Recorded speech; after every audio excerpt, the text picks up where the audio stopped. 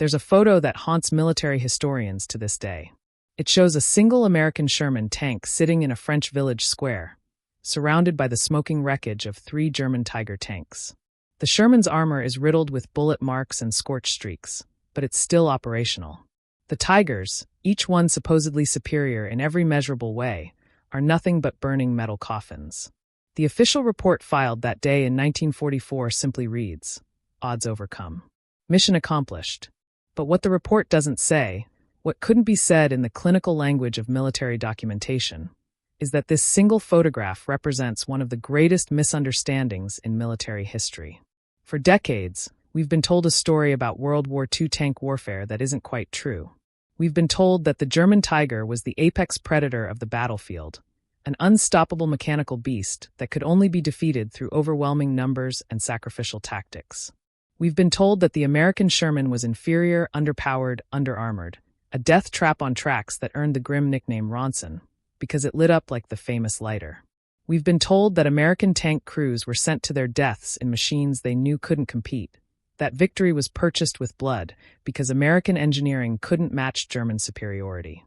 But what if almost everything we've been told about this iconic matchup is wrong?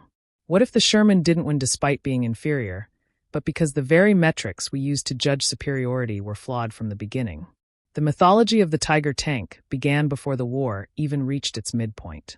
German propaganda worked overtime to transform this mechanical monster into something approaching a medieval dragon, an invincible force that could only be overcome through courage bordering on suicide. And in fairness, when the Tiger first appeared on the battlefields of North Africa and the Eastern Front, it seemed like the propaganda might actually be understating the threat. The Tiger packed an 88mm gun that could punch through the frontal armor of any Allied tank at ranges exceeding a mile.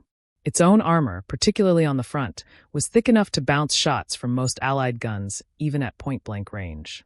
It was heavy, it was powerful, and in the right circumstances, a single Tiger could hold off an entire armored column. There are documented cases of individual Tiger tanks destroying dozens of enemy vehicles in a single engagement. The most famous Tiger ace, Michael Whitman, was credited with destroying over 130 tanks and self-propelled guns during his career. These aren't propaganda numbers inflated by creative accounting. These are verified kills that changed the course of battles and caused Allied commanders to fundamentally rethink their tactical approaches. The Tiger became legendary not just because the Germans said it was formidable, but because Allied tankers came back from encounters with these mechanical beasts white-knuckled and shaking, telling stories that sounded more like horror films than combat reports. They described watching their shells bounce harmlessly off Tiger armor, while the German gun turned their friends into cremated remains with a single shot. They talked about the psychological impact of knowing that the enemy tank could kill you long before you could even scratch its paint. But here's where the story starts to get complicated, where the clean narrative of German engineering superiority begins to crack like the turret of a tank hit by high explosive rounds. The Sherman tank that rolled off American assembly lines by the tens of thousands wasn't designed to win duels. It wasn't meant to go toe-to-toe with the heaviest German armor in some sort of mechanical jousting match. That's a fundamental misunderstanding of what the Sherman was created to do, and it's a misunderstanding that has colored decades of historical analysis. The Sherman was designed as a multi-role vehicle that needed to do far more than just fight other tanks. It needed to cross oceans on cargo ships, which meant it had to be relatively compact and not so heavy that port facilities couldn't handle it. It needed to cross rivers on temporary bridges built by combat engineers, which meant weight restrictions were absolutely critical. It needed to traverse the bombed-out roads and damaged bridges of Europe, infrastructure that was never designed to handle 60 or 70-ton behemoths. It needed to be reliable enough to drive hundreds of miles from the port to the front lines without breaking down, because unlike the Germans who could design tanks for fighting on their own territory or nearby, American armor had to travel across an entire ocean and then across a continent. It needed to be simple enough that crews drafted from civilian life could learn to operate and maintain it in a matter of weeks rather than months.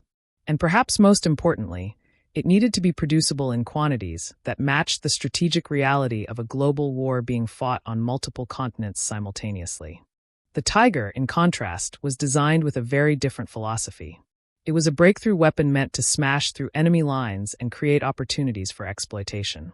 It was built with the assumption that quality could overcome quantity, that superior performance in combat could compensate for inferior numbers.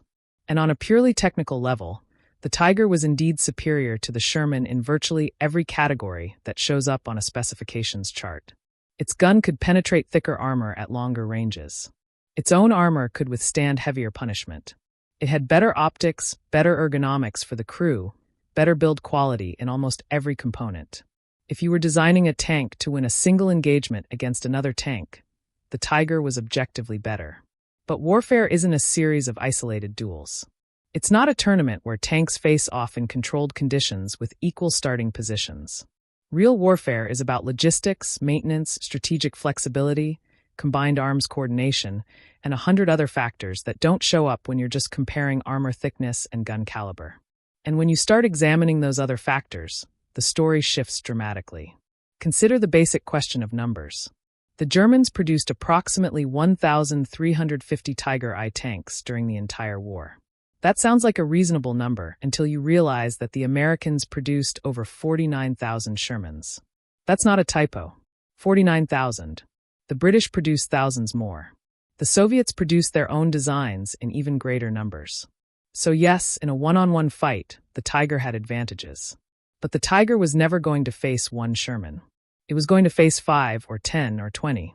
And here's where the mathematics of warfare start to overwhelm the specifications of individual machines. American tactical doctrine acknowledged the Sherman's limitations in frontal armor and gun power. They knew their tanks couldn't penetrate a Tiger from the front at normal combat ranges. So they developed tactics that didn't require frontal penetration. Sherman platoons were trained to work together, using terrain and maneuver to force the Tiger into situations where it couldn't bring its advantages to bear. 3 or 4 Shermans would engage from the front, forcing the Tiger to button up and focus on the immediate threat, while 1 or 2 more would flank around to get side or rear shots where even the Tiger's armor was vulnerable. Did this mean that some Shermans were essentially acting as bait, deliberately drawing fire, so their comrades could get killing shots? Absolutely. Was this a brutal calculus that sometimes resulted in American casualties? Without question. But it worked. And more importantly, it was sustainable in a way that German tactics never could be. Every Tiger that got destroyed was a significant loss to the German war machine. These tanks took months to build, required rare materials that Germany was increasingly short of, and demanded skilled labor that was in desperately short supply as the war dragged on. Replacing a Tiger wasn't just difficult, it was often impossible. German armored divisions were supposed to have a certain number of Tigers in their order of battle, but by 1944, most units were operating at a fraction of their nominal strength because replacement vehicles simply weren't available. When a Tiger got knocked out, there was a good chance it would never be replaced. Compare that to the Sherman. American production capacity was so enormous that tanks destroyed in combat could be replaced within weeks. Entire armored divisions could be re-equipped faster than German units could repair battle damage. An American tank crew that lost their vehicle could often be assigned a new Sherman before they'd even finished filling out the loss reports. This created a fundamental asymmetry in how the two sides could employ their armor. American commanders could afford to be aggressive, to take calculated risks, to trade losses for territorial gains or strategic objectives. German commanders increasingly had to husband their dwindling resources, to avoid engagements where they might win the battle but lose irreplaceable equipment. But the numerical advantage, as significant as it was, only tells part of the story. The Sherman had other advantages that don't show up in dramatic combat footage or exciting historical narratives about tank-on-tank duels. The Sherman was remarkably reliable. It could drive hundreds of miles with minimal maintenance. Its engine, transmission, and suspension were over-engineered by military standards, designed to keep working even when maintenance schedules slipped under combat conditions. American tankers could count on their vehicles to start in the morning, to keep running all day, and to be ready to fight again the next morning. The Tiger, for all its battlefield prowess, was a mechanical nightmare. Its overlapping wheel design, which provided better weight distribution and smoother ride quality, also meant that wheels could freeze together in winter conditions, immobilizing the entire vehicle. Replacing a single damaged wheel sometimes required removing a dozen other wheels first, a process that could take a full day of workshop time. The Tiger's transmission was fragile and prone to failure, especially because the tank was so heavy that any mistake by the driver could strip gears or break components. German tank recovery teams spent as much time dealing with mechanical breakdowns as they did repairing battle damage. There are documented cases of Tiger units advancing into combat and leaving a trail of broken-down vehicles behind them, not because of enemy action, but because the tanks simply couldn't handle the strain of sustained operations.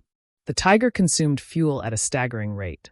A Sherman could travel roughly 120 miles on a full tank of fuel.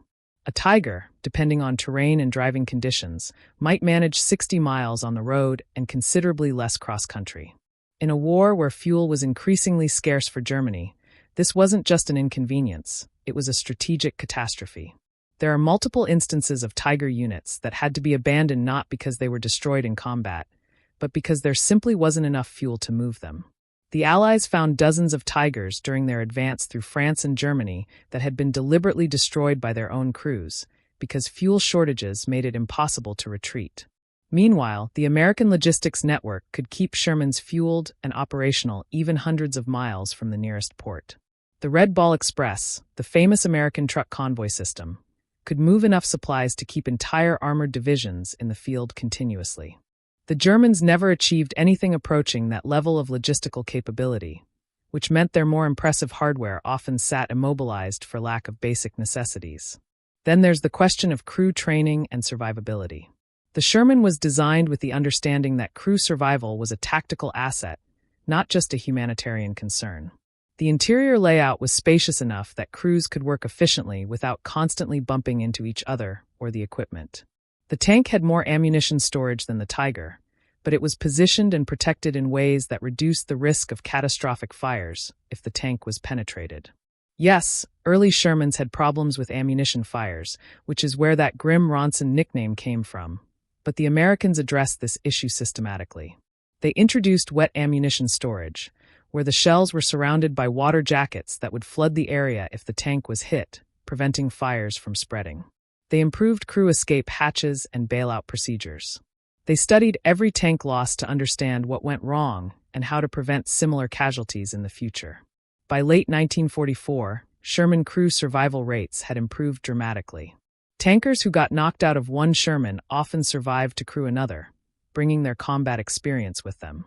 This created a virtuous cycle where American tankers got progressively more skilled and effective as the war continued. German tankers, particularly late in the war, often didn't have this luxury. Tiger crews received excellent training initially, but as the war ground on and losses mounted, replacement crew quality declined. More critically, when a Tiger was knocked out, the crew survival rate was often lower than in Allied tanks, partly because the Tiger's ammunition storage was more vulnerable, and partly because the heavy armor that protected them also made emergency exits more difficult. A tank that's supposed to be invulnerable, but that turns into a death trap when it does get penetrated, is a psychological nightmare for the crew. American tankers knew their armor wouldn't stop everything, so they trained extensively on escape and survival procedures.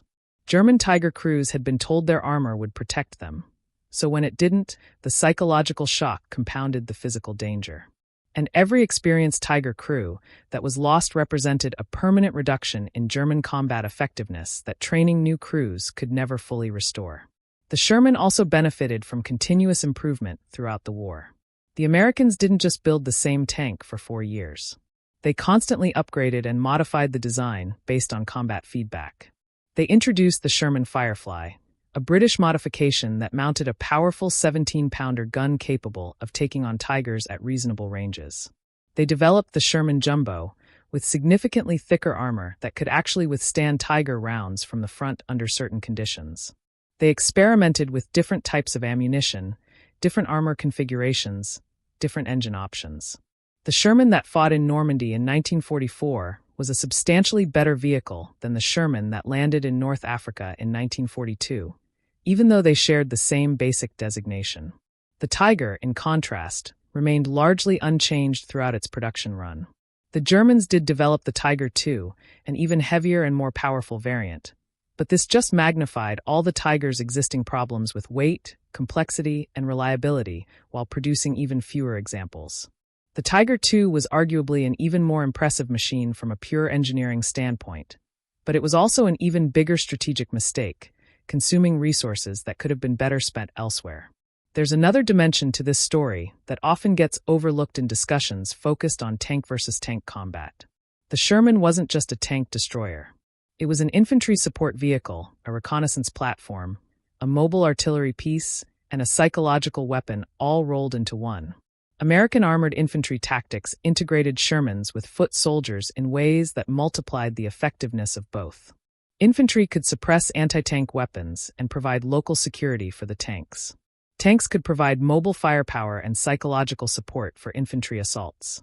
This combined arms approach meant that Shermans rarely operated in isolation. They were part of a larger tactical ecosystem that included artillery support, air cover, infantry protection, and engineer support. The Tiger, designed as a breakthrough weapon, was often employed in more isolated roles where its impressive specifications could be fully utilized, but where it lacked the supporting elements that could have made it even more effective. German combined arms coordination, which had been superb early in the war, deteriorated as resources became scarce and communications became disrupted. By 1944 and 1945, Tigers often found themselves fighting without adequate infantry support, without air cover, without the reconnaissance assets that could have warned them of enemy flanking movements. A Tiger that might have dominated a battlefield in 1941 or 1942 became increasingly vulnerable as the German military system that supported it crumbled. The role of air power in this equation cannot be overstated. By 1944, the Allies had achieved near-complete air superiority over Western Europe. This meant that German armor movements happened under constant threat of air attack. Tigers, because they were valuable and because they were often concentrated in dedicated heavy tank battalions, were priority targets for Allied fighter bombers. There are numerous accounts of Tiger units being decimated by air attacks while moving to the front or while waiting in assembly areas. The Allies could use air reconnaissance to track German armor movements and could call in devastating air strikes before the tanks even reached the battlefield. Shermans, operating under friendly skies, never faced this threat. They could move openly during daylight hours, could concentrate for attacks without fear of being spotted and bombed, could receive air support whenever they encountered opposition they couldn't handle alone. The Tiger's impressive armor was designed to defeat tank guns and anti-tank weapons. It offered much less protection against bombs, rockets, and cannon fire from above. A Tiger that could shrug off a dozen Sherman shells from the front could be mission killed by a single rocket from a fighter bomber that it never even saw coming. Let's talk about what actually happened when Shermans and Tigers met in combat, because the reality is more nuanced than either the Sherman death trap narrative or the German superweapon mythology would suggest. Yes, there were engagements where Tigers dominated, where they destroyed multiple Shermans from ranges where the American tanks couldn't effectively fight back. The engagement at Villers-Bocage in June 1944, where Michael Whitman's Tiger Company ambushed a British column and destroyed dozens of vehicles in a matter of minutes, represents the Tiger at its absolute best, employed in exactly the kind of situation where its strengths could be fully exploited. But Villers-Bocage was exceptional precisely because it was so one-sided. Most engagements were far more complex and far less favorable to the Tigers. At the Battle of Aricourt in September 1944, the American 4th Armored Division fought a series of engagements against German panzer formations that included substantial numbers of Panthers, which were in many ways more dangerous than Tigers. The Americans used their superior mobility, better tactical coordination, and effective combined arms to systematically destroy German armor. The final loss ratio was something like 10 German tanks destroyed for every American tank lost. The Americans didn't win because their tanks were technically superior. They won because they used their tanks more effectively, because their logistics kept them supplied and operational, because their reconnaissance told them where the enemy was, because their artillery could break up German concentrations before they could attack, and because their overall tactical system was simply better adapted to the realities of sustained armored warfare in 1944. There's a fascinating psychological dimension to the Tiger's reputation that probably deserves more attention than it gets. The Tiger became a boogeyman for Allied tankers, a mechanical monster that assumed proportions in the imagination far beyond its actual battlefield impact. This was partly because of effective German propaganda, partly because the few encounters that did happen were often dramatic and one-sided, and partly because human psychology tends to remember and emphasize threats and dangers. Allied tankers who survived a Tiger encounter would tell their stories, and those stories would spread and grow in the retelling. Tankers who never saw a tiger but who heard these stories would become convinced that tigers were everywhere, that every German tank was a tiger, that every disabled Sherman had been knocked out by the dreaded 88mm gun. Intelligence reports from various battles in Northwest Europe show Allied forces reporting encounters with tigers in situations where German records prove there were no tigers present. Sherman crews would identify any German tank they saw as a tiger, partly because they'd been told tigers were the main threat, and partly because assuming the worst was a sensible survival strategy. This created a feedback loop where the tiger's reputation became self-reinforcing, where its psychological impact far exceeded its actual battlefield presence. The Germans, recognizing this, did nothing to discourage the mythology. If the Allies wanted to believe that tigers were everywhere and invincible, that served German strategic purposes, even if it wasn't factually accurate. But here's the really interesting part. The Americans knew about the tiger problem, or at least they knew about the perceived tiger problem, and they responded not by trying to build their own super heavy tank, but by doubling down on the approach that was already working. They increased Sherman production. They improved Sherman capabilities through incremental upgrades. They refined their tactics to better exploit Sherman advantages while minimizing exposure to Sherman weaknesses. They built a logistics and maintenance system that could keep Shermans running under the most difficult conditions. They trained crews to work together as coordinated teams rather than as individual vehicles. In other words, they looked at the problem systemically rather than focusing narrowly on technical specifications. The American approach to armored warfare in World War II was fundamentally democratic in a way that mirrored the larger American war effort. They built weapons that weren't the absolute best at any one thing, but that were good enough at everything, that could be produced in quantities that matched the scale of a global war, that could be operated by soldiers drafted from civilian life and trained in a matter of months rather than years. The Sherman embodied this philosophy completely. It was a good tank, made great by the system that supported it. The Germans, in contrast, pursued a kind of aristocratic approach to warfare that prioritized individual excellence over systemic effectiveness. They wanted their weapons to be the best, to be superior in clean technical comparisons, to represent the peak of engineering achievement. And in many ways they succeeded. The Tiger was probably the best heavy tank produced by any nation during World War II when judged purely on combat capability. But it was also a strategic dead end, a resource sink that consumed materials and labor that could have produced 3 or 4 Panzer IVs or 5 or 6 Stu G3s, vehicles that were good enough for most combat situations, and that could have been produced in numbers that might have actually made a strategic difference. The German obsession with technical perfection led them to produce weapons that were individually impressive but collectively insufficient. They built tanks that were too heavy for their bridges, too complex for their maintenance networks, too expensive for their production capacity, and too scarce to be deployed where they were most needed. The Tiger represents both the peak of German armored vehicle design and the fundamental strategic incoherence of the German war effort. There's a broader lesson here about how we think about military effectiveness and technological superiority. We tend to focus on the things that are easy to measure and compare. Armor thickness, gun caliber, muzzle velocity, engine horsepower. These are concrete numbers that can be put in charts and tables. But they don't tell you anything about reliability or maintainability or strategic mobility or crew training quality or combined arms integration or logistics networks, or any of the 100 other factors that determine whether a weapon system is actually effective in sustained combat operations. The Tiger was superior to the Sherman in all the ways that are easy to measure and easy to dramatize. The Sherman was superior to the Tiger in all the ways that actually win wars. American tankers sometimes complained that they were being sent into battle with inferior equipment, and in the narrow context of tank versus tank combat, they had a point. But those same tankers had reliable vehicles that started every morning, adequate supplies of fuel and ammunition, rapid repair and replacement when things went wrong, excellent intelligence about enemy positions, effective artillery support, total air superiority, and a logistics network that could keep them supplied hundreds of miles from the nearest port.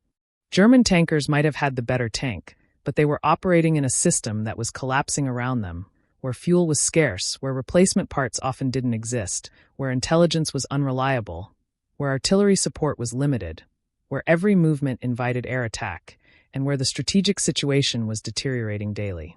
By late 1944, the question wasn't whether the Sherman was inferior to the Tiger. The question was whether Germany could even field enough Tigers to matter. The answer was no. As the Allies pushed into Germany itself, they found Tigers abandoned on the roadside, destroyed by their own crews because there was no fuel to move them and no recovery vehicles available to tow them to safety. They found Tiger production facilities that had been bombed into rubble, where tanks sat partially assembled on production lines that would never be completed. They captured German planning documents showing armor divisions that existed only on paper, that had been equipped with Tigers in somebody's fantasy, but that in reality had no tanks at all because production had collapsed and the transportation network couldn't deliver what few tanks were still being built. The vaunted German armor that was supposed to stop the Allied advance had been ground down not primarily by combat losses, though those were significant, but by the cumulative weight of strategic factors that the Germans could no longer overcome.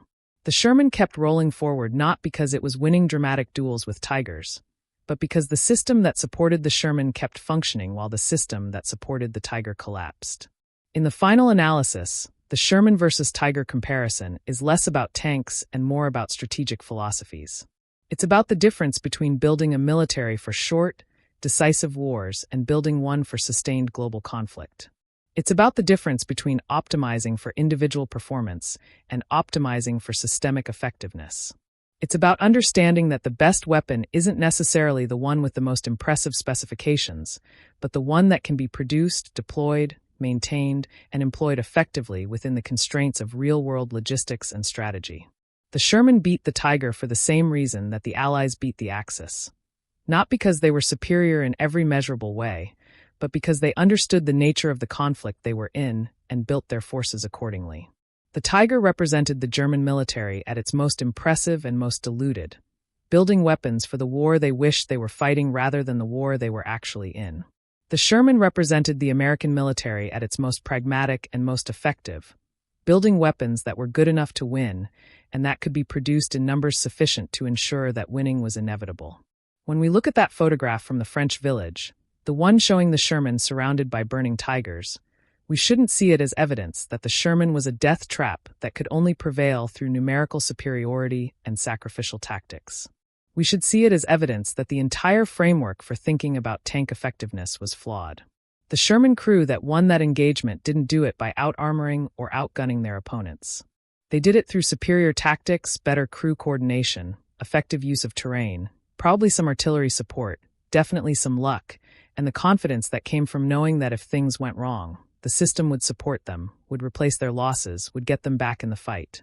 The Tiger crews were fighting with the knowledge that every battle might be their last not because they might be killed, but because their tank might be irreplaceable. That's a different kind of pressure, a different kind of fear, and it affects combat effectiveness in ways that don't show up in specifications sheets. The Sherman won because it was part of a military system that understood how to win long wars. The Tiger lost because it was part of a military system that was designed for victories it could no longer achieve. In the end, that made all the difference. The mythology of the Tiger persists because it's a compelling story, because it fits our narrative instincts about David and Goliath, about brave underdogs overcoming superior enemies through courage and sacrifice. But the truth is more interesting and more instructive. The Sherman wasn't inferior. It was different, designed for a different purpose, optimized for different constraints, and ultimately far more successful at achieving the strategic objectives that actually mattered. The Tiger was a magnificent machine built for a war that no longer existed, if it ever had. The Sherman was a good enough machine built for the war that was actually being fought. And in that war, good enough was more than enough to win.